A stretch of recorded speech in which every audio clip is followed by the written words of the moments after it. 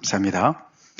오늘 같이 하나님 말씀 나눌 하나님의 말씀은 마태복음 19장 16절부터 26절이 되겠고요.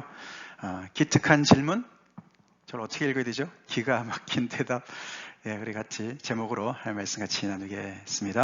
같이 본문을 먼저 읽겠습니다. 시작. 어떤 사람이 주께 와서 이르되 선생님이여 내가 무슨 선한 일을 하여야 영생을 얻으리이까? 예수께서 이르시되 어찌하여 선한 일을 내게 묻느냐? 선한 이는 오직 한 분이시니라. 내가 생명에 들어가려면 계명들을 지키라. 이르되 어느 계명이오니까? 예수께서 이르시되 살인하지 말라, 간음하지 말라, 도둑질하지 말라, 거짓 증언하지 말라, 내 부모를 공경하라, 내 이웃을 내 자신과 같이 사랑하라 하신 것이니라. 그 청년이 이르되 이 모든 것을 내가 지켰사온데 아직도 무엇이 부족하니까? 예수께서 이르시되 내가 온전하고자 할진대 가서 내 소유를 팔아 가난한 자들에게 주라. 그리하면 하늘에서 보화가 내게 있으리라. 그리고 와서 나를 따르라 하시니 그 청년이 재물이 많음으로 이 말씀을 듣고 근심하며 가니라. 예수께서 제자들에게 이르시되 내가 진실로 너에게 이르노니 부자는 천국에 들어가기가 어려우니라. 다시 너에게 말하노니 낙타가 바늘귀로 돌아가는 것이 부자가 하나님의 나라에 들어가는 것보다 쉬우니라 하시니 제자들이 듣고 몹시 놀라 이르되 그렇다면 누가 구원을 얻을 수 있으리이까? 예수께서 그들을 보시며 이르시되 사람으로는 할 수 없으나 하나님으로서는 다 하실 수 있느니라. 뒤에 문 좀 열어주시면 감사하겠습니다.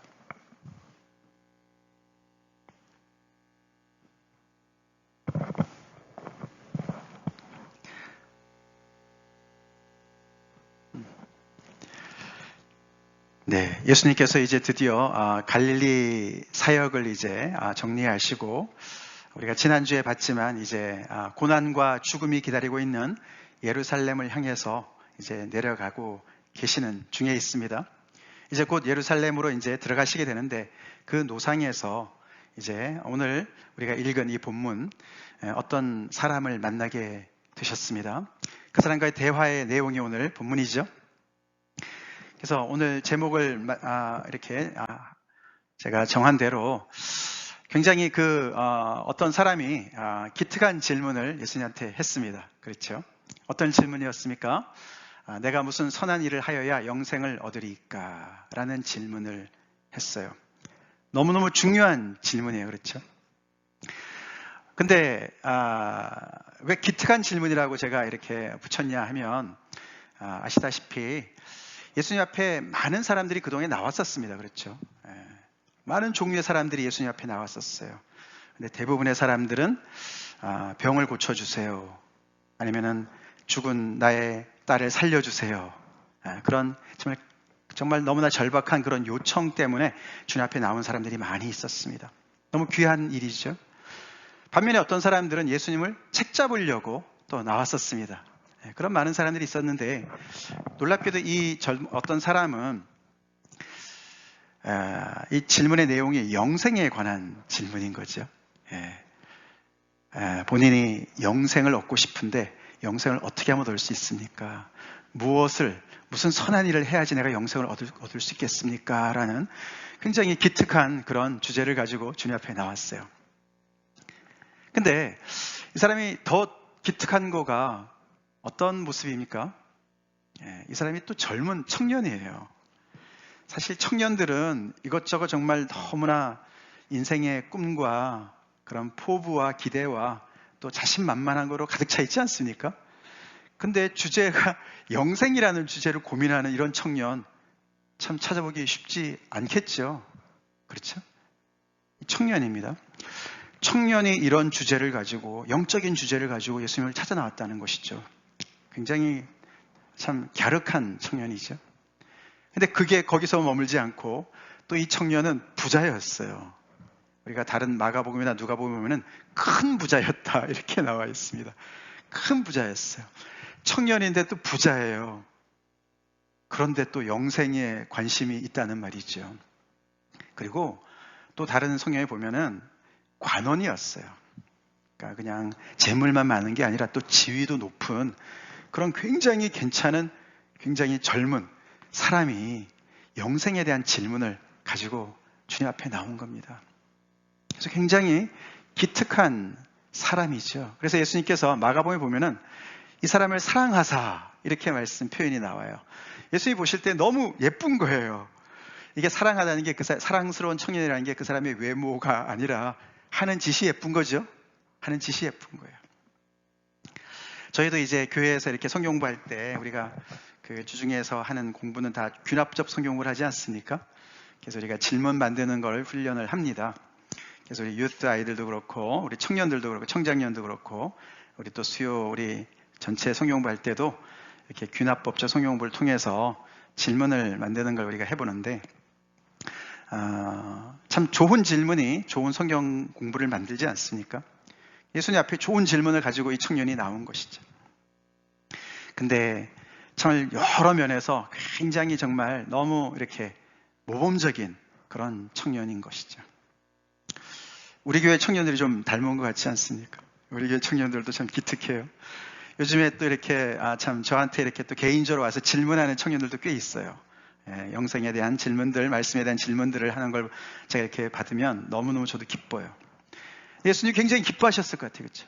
예수님은 지금 이미 제자들한테 두 번째 벌써 당신이 예루살렘에 가시면 영광을 얻는 게 아니고 고난을 받으시고 죽으실 것을 말씀하시면서 사실 죽음을 향해서 가시는데 이 청년은 예수님한테 영생을 얻는 법을 묻고 있는 것이죠.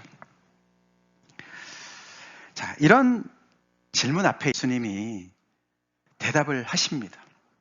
자, 그 대답이 어떤 대답이었습니까? 조금 전에 우리가 읽었지만 이 청년이 자신이 무슨 선한 일을 해야 영생을 얻을 수 있습니까? 라는 질문 앞에 예수님은 계명들을 지켜라. 계명들을 지켜라.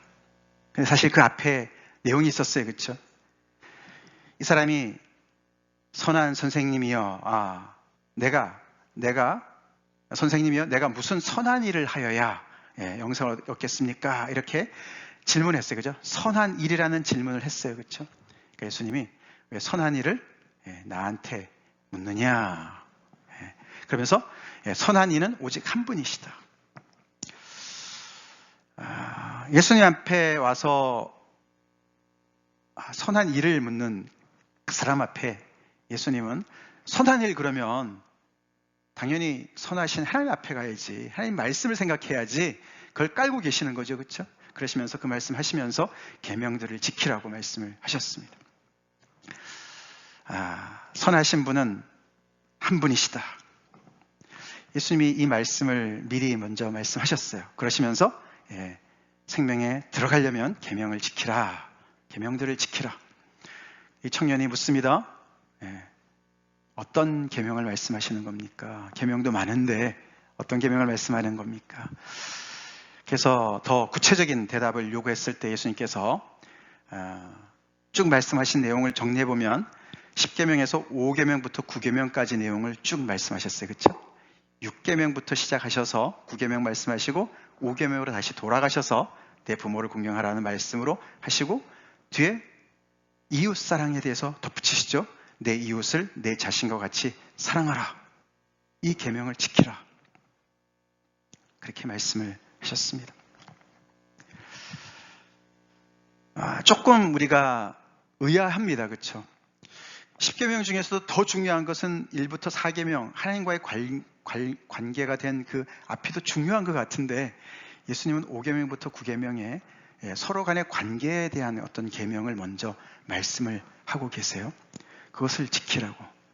그럼 위의 문맥이랑 연결해 보면 그것을 지키면 생명에 들어갈 수 있다라고 말씀을 하시는 것 같습니다. 자, 그랬더니 이 사람이 뭐라 그랬습니까? 내가 지켰습니다. 마가복음에 보면은 내가 어려서부터 지켜왔습니다. 소시적부터 쭉 지켜왔습니다. 라고 대답을 하면서 거기서 끝나질 않고 아직도 무엇이 부족한 게 있습니까? 제가 부족한 게 있으면 알려주세요. 라고 대답을 하신 그 질문에 예수님이 이렇게 대답을 하셨어요. 같이 읽을까요? 시작. 가서 내 소유를 팔아 가난한 자들에게 주라. 그리고 와서 나를 따르라. 자, 이 예수님의 마지막 대답이 이 사람을 너무너무 힘들게 만들지 않았습니까? 처음에 시작이 참 좋았어요. 그렇죠? 그래서 이렇게 참 기특한 그런 문제의식을 가지고 질문을 하러 나온 이 청년, 예수님도 너무너무 사랑스러워서 대화를 쭉 진행하는데 결국은 더 하나님 앞에 더 온전해지고 싶은 마음으로 제가 부족한 게 있으면 알려주세요. 그런 건 제가 어려서부터 다 지켰습니다. 그럼 아마 점수로 따지면 95점은 받아야 되는 거 아닌지 모르겠어요. 그렇죠? 그래서 마지막 한 5%, 1% 남은 거 제가 마지막 다 채우고 싶습니다. 이러고 질문을 했는데 예수님의 대답이 영 좀 달라요. 그렇죠? 내가 운전하고자 할진데 가서 내 소유를 팔아. 마가복음에는 다 팔아. 다가 들어가 있어요. 내 소유를 다 팔아. 가난한 자들에게 주고 그리고 나를 따르라. 라고 말씀하셨어요.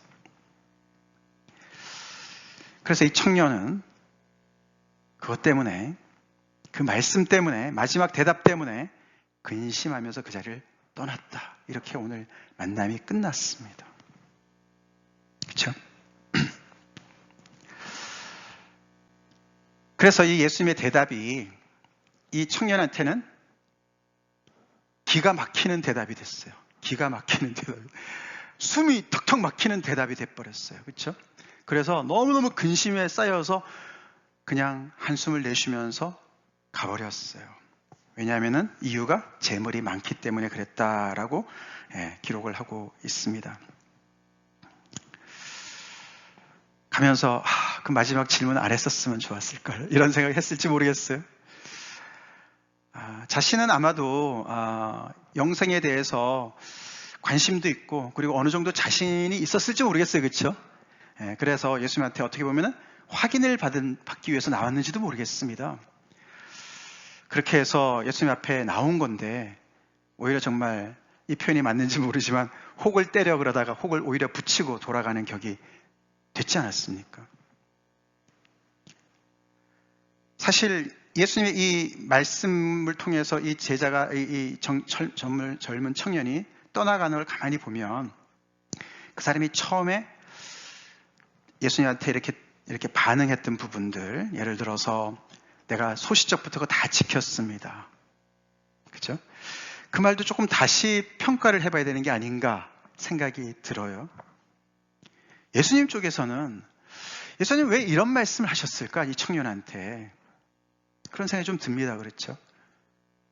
지금까지 우리가 쭉 마태복음을 따라왔지만 예수님 한 번도 예수님의 제자들한테도 내 재물을 다 팔고 나를 쫓아와 이렇게 말씀하신 적 있어요? 없어요? 없습니다. 없어요. 그냥 베드로 안드레한테도 그냥 나를 따라오라 말씀하시니까 그물을 메고 따라갈 수는 없으니까 배를 지고 따라갈 수는 없으니까 놔두고 그냥 예수님을 따라간 거죠. 그렇죠? 자기들 스스로가 그렇게 결정하고 따라온 거예요. 근데 유독히 예수님이 이 사람한테는 다 소유를 팔고 나를 따라와라 이렇게 말씀을 하시는 거예요. 어쩌면 굉장히 이 청년한테는 가혹한 그런 요구를 하시는 게 아닌가 이런 생각이 들지 않습니까? 그래서 이 청년이 정말 숨이 턱턱 막히고 예수님 말씀 때문에 정말 그것 때문에 정말 기가 막혀서 정말 이렇게 근심하고 근심하고 돌아가게 한 이 예수님 좀 야속하다 그런 생각도 좀 들지 않습니까? 이렇게 꽤 괜찮은 이 청년한테 어쩌자고 이렇게 말씀하셨을까?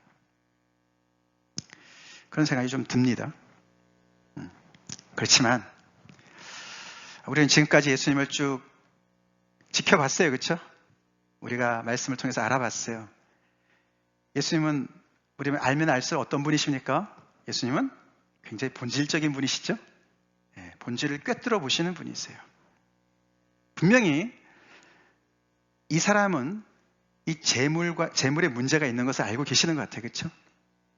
그래서 사실은 예수님께서 기막힌 대답을 해주신 건데 이 청년한테 딱 맞는 그런 처방을 주신 건데 이 청년은 그것을 기막힌 대답으로 받질 못하고 기가 막힌 대답으로 그냥 받고 떠난 것으로 우리가 해석을 할 수밖에 없어요. 그 믿습니까, 여러분들? 그렇죠? 그래야 되겠죠? 그렇습니다. 그렇습니다. 우리가 예수님의 이런 모든 사역의 모든 모습을 우리가 단적으로 표현한 그 하나님의 말씀, 요한복음 10장 우리 같이 읽어보겠습니다. 시작. 내가 온 것은 양으로 생명을 얻게 하고 더 풍성히 얻게 하려는 것이라. 나는 선한 목자라. 이거 우리 믿습니까?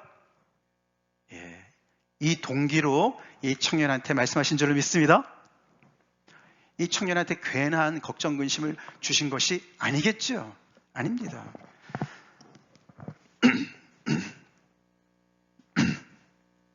사실 예수님은 이 청년이 소시적부터 내가 이 그 5계명부터 9계명까지 쭉 지켰습니다. 이 말씀을 듣고 너무너무 사랑스러워서 말씀하시는 거거든요.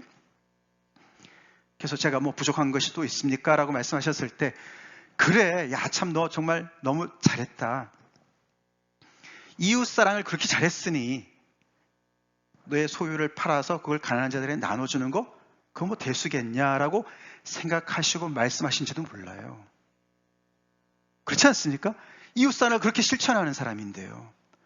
자기 재산을 좀 팔아서 가난한 자들에게 나눠주고 예수님 따라오라고 한 것이 뭐 그렇게 대단히 어려울까? 이웃사랑을 그렇게 실천한다면. 근데 정작은 그게 아니었던 것이죠. 그렇죠? 아니었어요. 어쩌면은 재물이 많기 때문에 살인하지 않았고 재물이 많기 때문에 간음하지 않았고 재물이 많기 때문에 도둑질을 하지 않은 그런 것이 아닌가. 부자니까 가진 게 많으니까 상대적으로 마치 하지 말라고 하지 않았습니까? 그죠? 살인하지 말아라. 도둑질하지 말아라. 간음하지 말아라. 근데 사실 이 사람이 예수님의 그 산상수훈의 말씀을 미리 들었다면 예수님은 그죠? 살인하지 말라고 너네가 들었는데 내가 다시 말하는데 마음으로부터 미워하면 살인한 거야. 내가 마음으로부터 음욕을 품으면 이미 간음한 거야. 이런 예수님의 그 말씀의 해석을 알았다면 제가 소시적부터 다 지켰습니다. 라고 말을 할 수 있었을까요? 그것도 의문이에요. 그렇죠?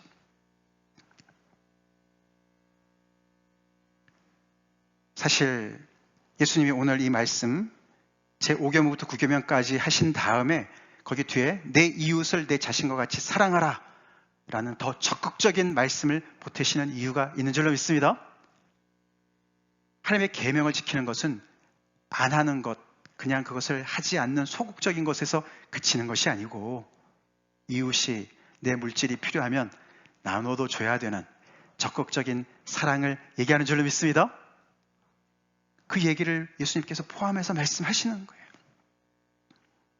그래서 그렇게 보면 이 청년이 이 영생에 대해서 굉장히 이렇게 정말 문제의식이 있고 너무나 그것을 얻기를 원하는 그런 마음으로 주님 앞에 나오긴 했지만서도 자기 건 하나도 잃지 않고 영생을 얻기를 원하는 그런 자세로 나온 것이 아닌가라고 우리가 생각해 볼 수가 있죠. 결국은 재물을 포기하지 못해요.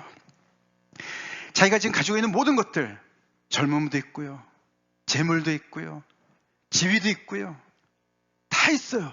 다 갖췄어요. 근데 가만히 보니까 영생이 없거든요. 그래서 이 영생을 내가 어떻게 하면 얻을 수 있을까? 내가 가지고 있는 것에다가 영생을 플러스를 하려고 예수님 앞에 나온 것 같지 않습니까? 예수님 앞에 다 드러나죠? 다 드러납니다. 그렇죠? 그래서 예수님께서 사실은 이 청년한테 이 청년의 가장 핵심적인 문제를 사실은 말씀하시는 거예요. 그래서 그가 정말 영생에 대해서 어떤 문제의식을 갖고 자기가 다 갖추고 있지만서도 그래도 뭔가 목마름이 있는 뭔가 정말 허한 어떤 그런 자기 자신의 모습을 느끼고는 있지만 이게 뭘까? 그래서 영생을 얻으려고 나오는지 모르겠는데 예수님은 사실은 그를 꽉 지금 그를 숨통을 쥐고 있는 숨통이 막히도록 하는 것이 바로 재물이라는 것을 안 줄로 믿습니다. 그래서 그 재물을 다 팔아버리고 나눠주고 나를 따라와. 그의 숨통을 사실 틔워주려고 그 말씀을 하신 건데, 이 청년은 재물을 잃으면은, 그래서 재물을 다 팔고 주님을 따라가면 그것 때문에 숨통이 막히고 기가 막힌 것으로 생각을 했다는 것이죠.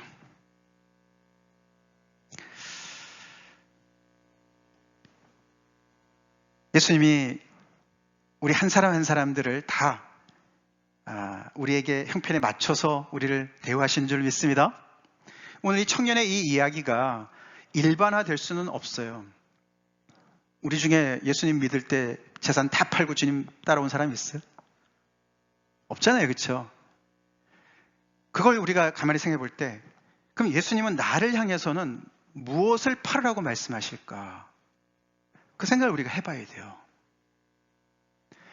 내가 이거 없으면 나는 죽을 것 같아요. 그래서 그걸 꽉 쥐고 있으면서 그래도 내가 뭔가 부족하기 때문에 예수님 앞에 나가서 내가 원하는 걸 얻으려고 하고 있지 않습니까? 내가 가지고 있는 걸 그대로 가지고 있고 거기다가 하나님의 선물을 첨부하려고 하지 않냐 이거죠. 그게 이 청년의 모습입니다.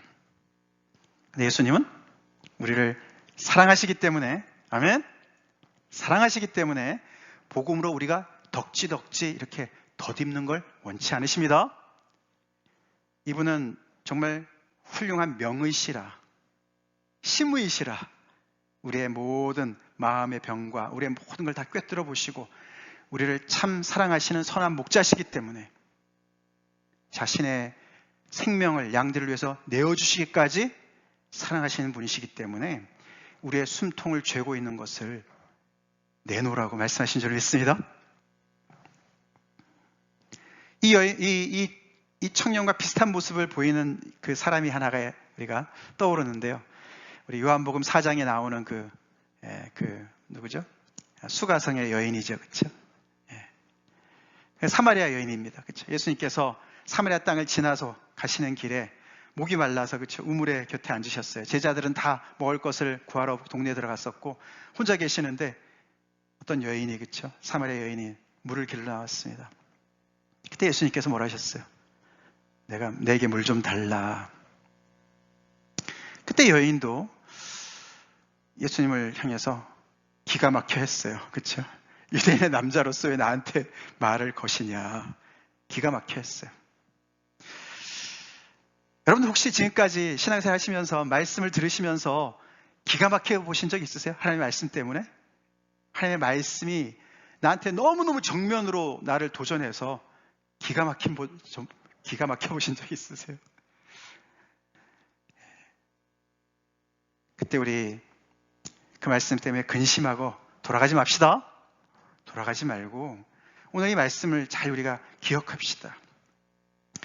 예수님이 우리에게 그런 기가 막힌 말씀을 하시는 이유가 바로 그것 때문에 우리가 온전하게 살지 못하기 때문에 그분을 해결하라고 우리한테 말씀해 주시는 것일 줄 모른다는 것이죠.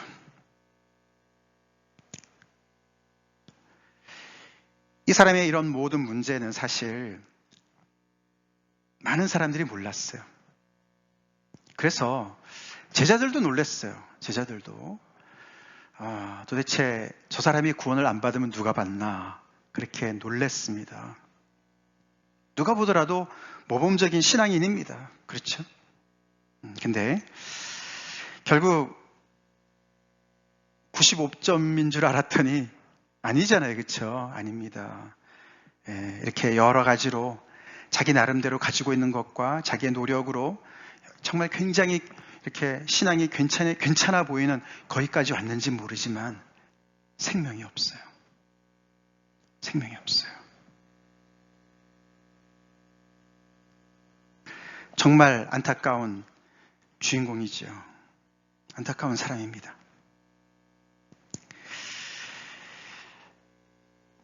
여기서 예수님께서 그 계명들을 지키라. 너가 영생을 얻기 위해서는 계명들을 지키라. 말이 돼요. 그렇죠?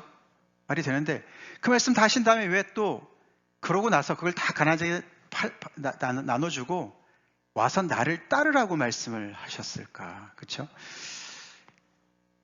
영생을 얻는 것과 예수님을 따르는 것과 도대체 무슨 또 상관이 있나? 아니 그냥 안 따르면 안 되나? 가서 그냥 이 계명만 잘 지키면 되는 것이 아닌가? 그런 생각도 들지 않습니까? 예수님이 그 사람이 마음에 들어서 나를 따르라고 말씀하신 것도 있겠지만 뭔가 더 큰 이야기를 하는 것 같지 않습니까?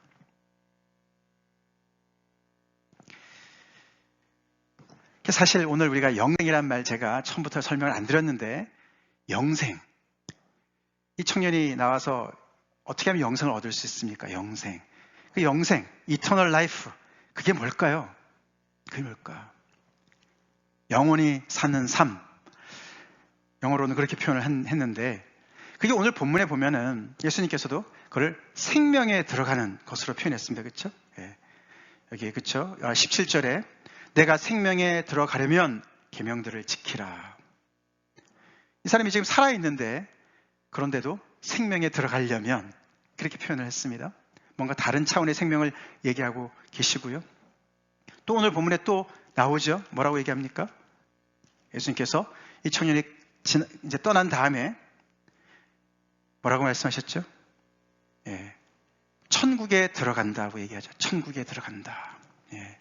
부자가 천국에 들어가기가 어렵다. 천국에 들어간다. 그러면서 또 밑에도 부자가 하나님 나라에 들어간다. 그게 어렵다. 이게 다 영생과 연결되는 것이죠. 그래서 영생은 분명한 생명을 얘기하고 있고 천국에 들어가거나 하나님 나라에 들어가는 것과 직결되어 있는 것이죠.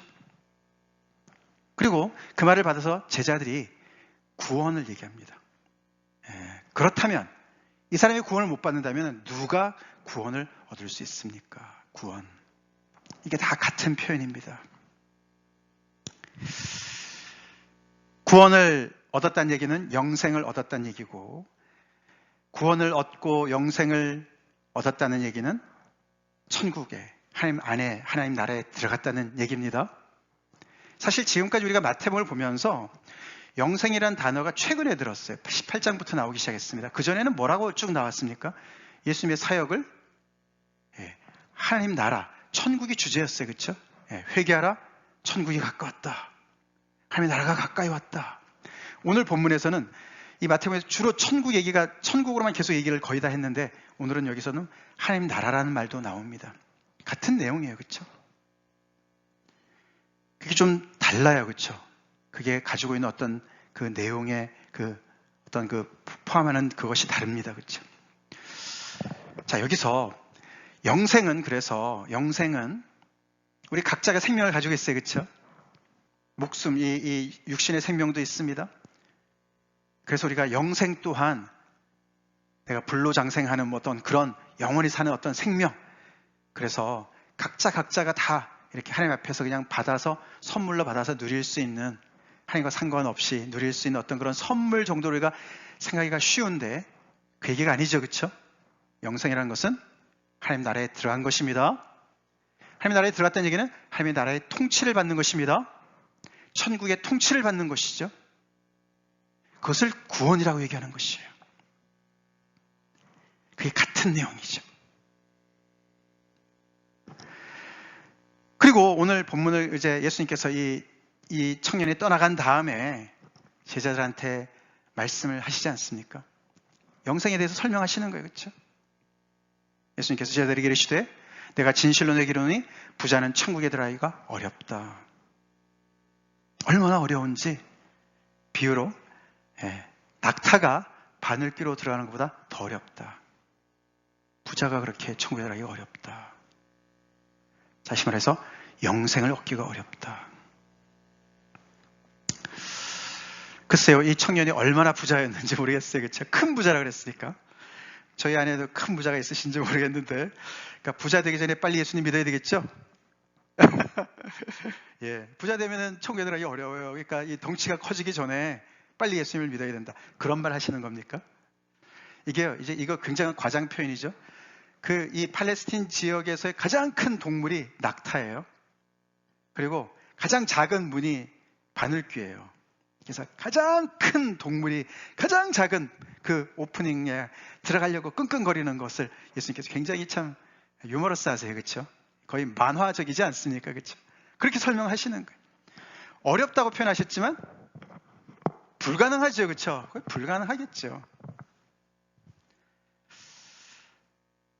근데 예수님께서 말씀하신 거예요. 부자는 천국에 들어가기가 어렵다. 확률로 따지면 거의 제로에 가까운 그런 이야기를 하십니다. 그러시면서 거기다 덧붙이시는 말씀이 더 중요하죠. 같이 읽겠습니다. 시작. 사람으로는 할 수 없으나 하나님으로서는 다 하실 수 있느니라. 여기서 예수님이 부자를 사람으로 말씀하세요. 그렇죠? 그러니까 부자만 어려운 게 아닌 것 같아요. 그렇죠? 부자도 어렵지만 사람이 영생을 스스로 얻을 수는 없다라고 분명히 말씀하시는 것 같습니다. 그렇죠? 사람은 할 수 없어요. 아까 우리 이 청년의 질문이 굉장히 좋은 질문이었어요. 그렇죠? 그 질문을 가만히 살펴보면 좀 문제가 있었어요. 내가 무슨 선한 일을 하여야, 내가 무엇을 하면은 영생을 얻을 수 있다고 생각을 했어요. 영생을 내가 소유할 수 있겠습니까? 라고 질문해요. How can I get? 그렇게 have. 영생을 마치 무슨 선물로 착각을 합니다. 그래서 이 사람의 결론은 뭐죠? 그래서 이 사람의 결론은 영생을 주시는 하나님은 그렇게 달갑지 않은데 하나님의 선물이 탐나는 거죠. 영생이 탐나는 거죠.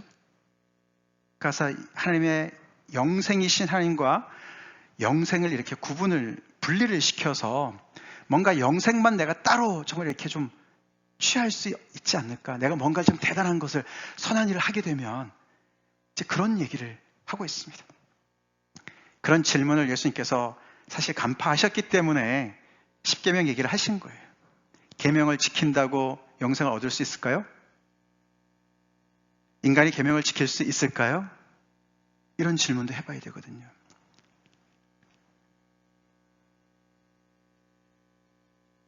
우리가 산상수훈도 봤지만 정말 예수님께서 그렇게 정말 깊이 있는 그 원래의 원의를 설명하시는데 우리의 부패한 마음으로 그 하나님의 계명의 요구를 우리가 다 이룰 수 있을까요?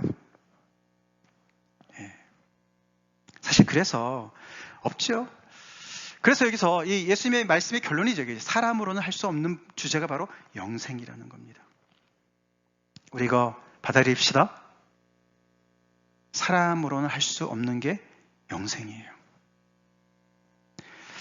우리 어르신들, 노인에 가면 어르신들이 이제 이렇게 가끔씩 저한테 말씀해 주실 때, 건강이 최고예요. 이제 그런 말씀 해주세요. 건강할 때 건강을 지키세요, 목사님. 이런 말씀 해주세요.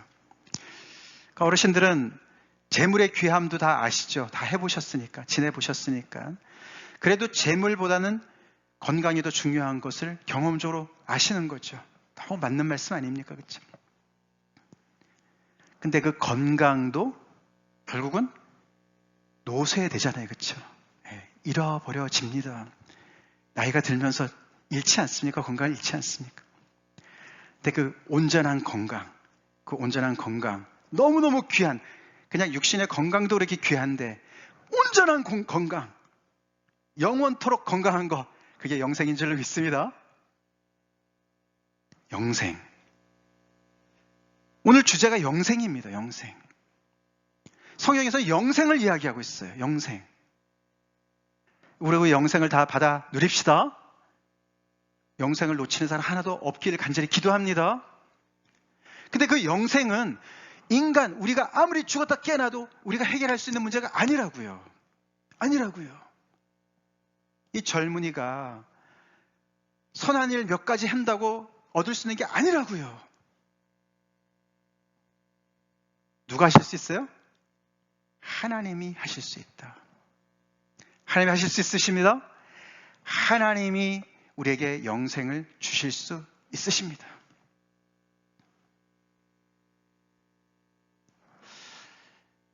사실 그래서 이 청년이 이 기가 막힌 예수님의 이 말씀을 듣고서 어떻게 반응했으면 좋았을까요? 우리도 가끔씩 하나님의 말씀과 부딪혔을 때 우리가 준비가 안 됐을 수 있어요. 이 청년이 이러고 끝났을지 모르겠어요. 그 다음에 다시 예수님을 만났을지 모르겠습니다. 실질적인 사람이니까, 그렇죠? 나중에 복음을 깨닫고 주님 앞에 왔을지 모르겠습니다만, 우리가 정말 감당이 안 되는 그런 하나님의 말씀을 들어서 기가 막힐 때, 숨이 턱턱 막힐 때 어떻게 해야 되겠습니까? 우리 하나님 앞에 도움을 요청해야 될 줄 믿습니다. 하나님 앞에 도움을 요청해야 돼요.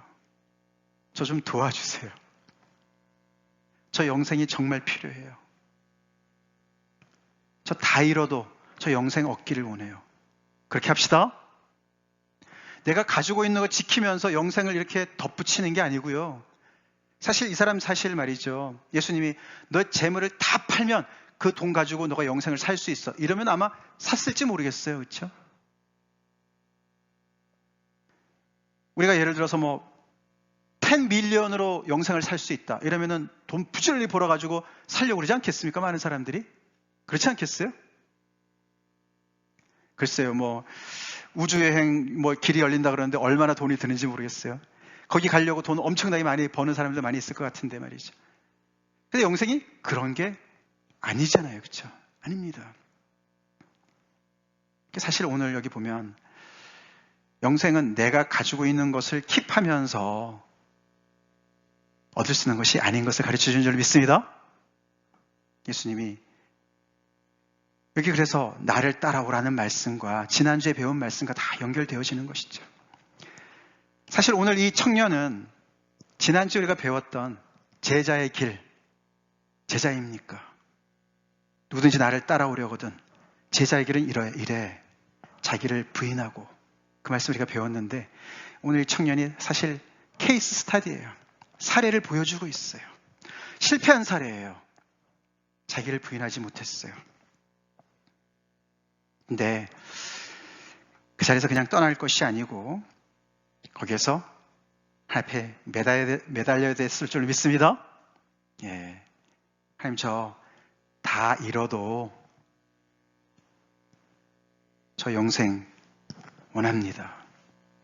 영생 원합니다. 예수님, 하나님이 그럼 그 다음에 뭐라고 말씀하시겠어요?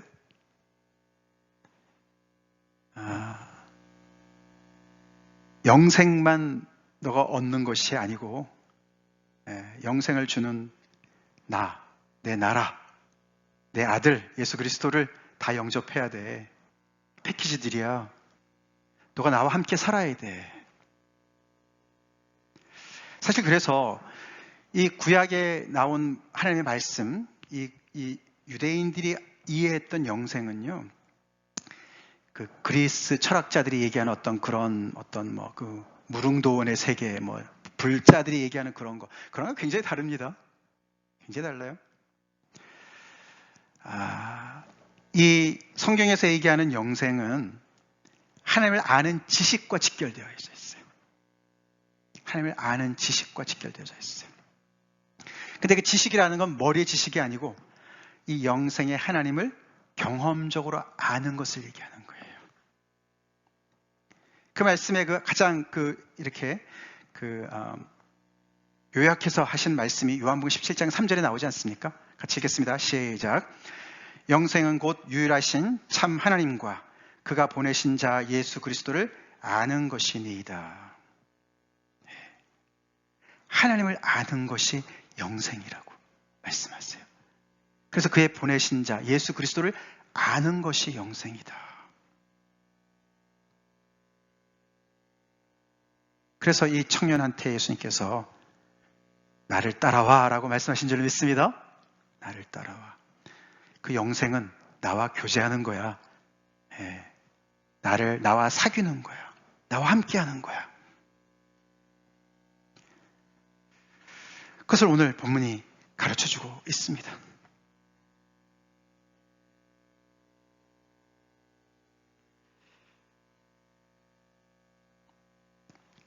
그래서 하나님으로서는 다 하실 수 있다. 우리가 감당할 수 없을 때, 우리가 성경에도 곧 나오지만 믿음이 부족하면 어떻게 기도해야 됩니까? 우리 믿음이 부족할 때 못 따라갈 때 어떻게 기도해야 되죠? 저의 믿음 없음을 불쌍히 여겨주세요. 그렇게 기도해야 될 줄로 믿습니다. 부자가 왜 천국에 들어가기가 어렵습니까? 어느 정도 독립심이 있잖아요. 그렇죠? 독립성이 있어요. 그렇죠? 이 재물이 그래서 사람을 교만하게 만들죠. 하나님이 안 계셔도 스스로 할 수 있는 것들이 굉장히 많다고 착각하게 만드는 게 재물이 아닙니까? 권세가 아닙니까? 그렇죠? 그래서 나는 하나님 없어도 내 스스로를 내 행복을 책임질 수 있고 내가 갈 수 있는 길을 갈 수 있고 내 능력으로 내가 충분히 내가 지킬 수 있는 거 지킬 수 있어 라고 생각하는 그런 마음을 갖게 만드는 게 바로 그런 마음이 있는 것이 부자인 줄 압니다. 사실 상대적인 개념이에요. 그렇죠? 우리가 볼 때 부자는 자기들 스스로 부자가 아니라고 생각할 수가 있어요. 돈 많은 게 어떻게 상대적이지 않습니까? 근데 내가 지금 재정적으로 그렇게 돈이 많지 않아도 내가 마음으로 부자가 될 수도 있습니다. 하나님이 난 필요 없어 라고 생각하면 그게 부자인 거예요. 그런 사람은 절대로 하나님 나라에 들어가지 않죠. 필요가 없으니까. 그래서 우리가 마태복음 18장부터 나오는 말씀이 너희가 돌이켜 어린아이가 되지 아니하면 그런 말씀이 나오지 않습니까? 부자는 다른 말로 말하면 어른이에요. 어른. 하나님 앞에서 우리는 어린아이가 되어야 되는데 하나님 앞에서 어른인 척하고 살아가는 것이 바로 부자입니다. 하나님 앞에서 우리는 얼마나 가난합니까? 그래서 예수님의 제자가 되는 것은 마치 정말 돌아온 탕자가 자기 재산 목 다 챙기고 멀리 갔다가 다 탕진하고 정말 돌아온 그 탕자, 그 렘브란트가 그린 그죠? 탕자의 귀한 그 그림. 제가 오늘 자료를 준비 못했지만 그 돌아온 그 아들의 그 모습을 어떻게 그렸습니까? 머리는 다 박박 밀고 그렇죠? 너무나 남루한 옷에 하나도 내세울 곳이 없는 그런 모습으로 아버지 품에 안겨있는 아들의 모습으로 그리고 있어요. 파산한 모습이에요. 아니면은 마치 어머니 뱃속에서 막 태어난 신생아 같은 모습이에요. 그게 예수님의 제자가 되는 유일한 길입니다. 그게 영생을 얻는 유일한 길입니다. 내가 가지고 있는 거 다 가지고 내세우고 그걸 의지해서 천국을 사는 것도 아니고 영생을 사는 것도 아니고 영생에 들어가는 것도 아니고 사실 이 사람은 자기가 재물을 아까워하는 것을 보면서 내가 이웃을 사랑하는 마음이 없구나. 내가 이웃을 사랑하는 것이 아니었구나. 하나님을 믿는 것이 정말 미니멈만 흉내만 냈었구나. 율법의 그 문자적인 해석만 해서 거기에만 내가 저촉되지 않으려고 정말 그렇게 살았구나. 그렇게 깨닫고 내가 계명을 지키지 못했습니다. 저를 도와주세요. 저에게 새 영을 부어주시고 새 마음을 부어주세요. 저 항복하고 주님 앞에 나옵니다. 그렇게 회개를 하고 돌아왔다면 그 또한 제자가 되었을 것이고 영생을 얻었을 줄 믿습니다. 그게 이 사람이 보여주는 사례입니다. 나는 예수님을 어떻게 믿었습니까? 어떻게 예수님을 믿게 되었습니까? 우리가 계기가 딱 없이 예수를 믿는 사람들도 있어요. 어려서부터 쭉 예수를 믿는 사람들이 있습니다. 우리 리선이도 꽤 몇 년 전에 예수님을 영접했어, 그치? 네, 기억하는데요. 여러분들은 언제 예수님을 영접하셨습니까? 이거 굉장히 좀 심각한 질문을 좀 해보시기 바랍니다. 기특한 질문 가지고 있는 거 참 좋습니다. 근데 그 질문을 통해서 계속되어지는 말씀의 그 진리 앞에 딱 부딪혔을 때 숨이 턱턱 막히는 상황 속에서 우리가 결단을 해야 될 순간이 올 수가 있습니다. 그 순간을 미루지 마시기 바랍니다. 근심하고 뒤로 미루고 민기적거리지 마시기 바랍니다. 주님 앞에 나오세요. 주님 앞에 그것을 호소하시고 도움을 호소하시고 우리의 부족함을 하나님 앞에 정말 아뢰면 주님께서 도와주실 줄 믿습니다. 도와주실 줄 믿습니다. 그런 계기가 필요합니다. 결단할 필요가 있어요. 필요합니다. 우리가 마음을 정하는 그 순간이 필요합니다. 우리 각자가 생일이 있잖아요. 육신의 생일이 있잖아요. 그렇죠? 그런 것처럼 우리의 영적인 생일도 물론 그것이 언제 몇 날 며칠 몇 시간 이렇게까지는 몰라도 그러나 대체적으로 어떤 순간을 통해서 내가 정말 이렇게 주님 앞에 완전히 새로운 주님과의 그런 인격적인 관계가 시작이 되었다라고 간증할 수 있는 그런 분명한 계기들이 있어야 됩니다. 그럴 때 우리는 선한 목자 되신 예수님 때문에 나도 모르게 숨이 턱턱 막히고 있었는데 예수님 때문에 복음 안에서 자유를 누릴 줄로 믿습니다. 숨통이 트일 줄로 믿습니다. 그래서 주님의 말씀이 그 기막힌 말씀이었구나. 기막힌 대답이었구나. 어떻게 이렇게 딱 맞춤형으로 나한테 딱 맞는 말씀으로 나의 문제를 딱 아시고 그 문제를 내놓으라고 해결하라고 말씀하셨나. 깨달을 줄 믿습니다. 우리 주님 우리한테 늘 기막힌 대답만 해주시는데 내가 믿음이 부족해서 기가 막혀서는 안 될 줄로 믿습니다. 다 같이 기도하겠습니다.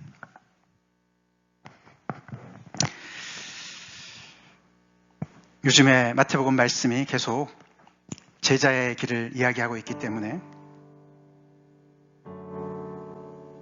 우리 자신의 제자의 삶을 돌아보게 하는 말씀입니다. 이미 제자가 되신 분들은 더욱더 그 길을 순전히 온전히 가시길 바랍니다. 제자인데 혹시 오늘도 내가 팔아야 될 것이 혹시 있지 않습니까? 내가 온전히 원한다면 그 말은 완벽해지길 원한다면 그 말이 아닙니다. 그 말은 전적으로 하나님을 의지하는 삶을 살길 원한다면 그런 뜻이야. 온전한 신뢰를 드리겠다 찬양했는데 그것을 하지 않아도 살게끔 만드는 그게 뭡니까? 이 사람한테는 그게 재물이었어요. 하나님을 전적으로 하지 않아도 살만하게끔 만드는 게 뭡니까? 사람입니까? 제자라면은 그것을 내려놓으라고 주님이 오늘도 우리한테 도전하고 계십니다. 아니면 아직 예수님의 제자의 길로 제가 들어서겠습니다. 마음의 결단을 아직 해본 적이 없으신 분이 계시다면 이 마태복음 말씀이 이렇게 진행될 때 결단하시는 은혜가 있길 간절히 기도합니다. 우리의 심령을 살피시고 우리를 아시는 하나님께서 기다리고 계십니다. 말씀으로 우리의 마음의 문을 두드리고 계시고 그 마음 문을 여시고 마음을 정하기를 원하십니다. 결심하십시오. 마음을 정하시고 주님 앞에 나오십시오. 주님, 저 정말 영생 얻기 원합니다. 사람으로는 불가능한 거 제가 동의합니다. 하나님만이 하실 수 있으십니다. 주님만이 주실 수 있으십니다. 제가 의지했던 모든 것들 다 내려놓고 주님 앞에 나옵니다. 저를 받아주세요. 그렇게 오늘 예수님을 영접하실 분 주님 앞에 나오시기 바랍니다. 온라인으로 예배 드리시는 분들도 마찬가지입니다. 여기 나와서 예배 드리시는 분들도 오늘 주님께서 나에게 특별한 결단을 촉구하신다면 그 자리에서 조용히 일어나시기 바랍니다. 일어나시고 기도하시기 바랍니다. 제 헌신이든 주님을 영접하는 기도든 주님 앞에 서기 원합니다. 그렇게 반응하신 여러분 되시기 바랍니다. 다 같이 우리 오늘 말씀 가지고 다 같이 기도하시겠습니다.